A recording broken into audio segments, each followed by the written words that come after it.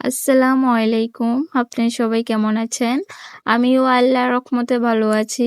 আমার ভিডিওটি কাছে কিংবা দূরে, দেশ কিংবা দেশের বাহিরে যারা দেখছেন তাদেরকে অসংখ্য ধন্যবাদ। এদিকে আড়াইহাজারে চলে আসলাম। এসে দেখি রাস্তার ভিতরে এত পরিমাণে জ্যাম, কি বলবো?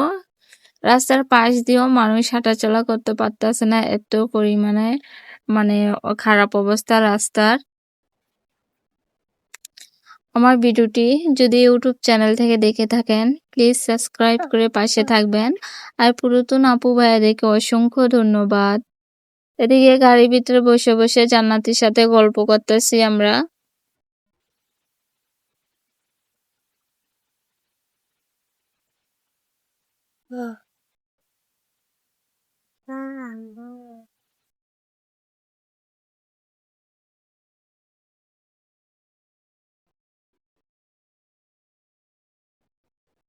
এদিকে দেখি ছোট বাচ্চা নিয়ে মার্কেট করতে চলে আসছে।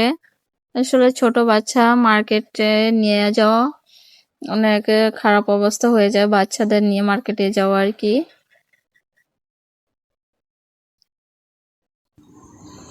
বাড়িতে এসে যে মাছ ভাজা ভাজা করে নিলাম গরম ভাতের সাথে খাওয়ার জন্য।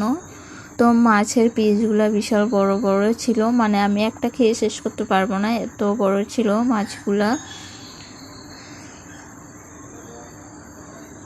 তো এই যে আজকে ইফতারের আয়োজনে মাংস তরকারি ছিল, পাঙ্গাস মাছ ভাজা, তরমুজ, তারপরে ভাত, লাউ তরকারি।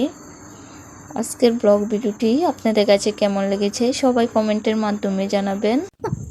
আজকের ভিডিও এই পর্যন্তই। আল্লাহ হাফেজ।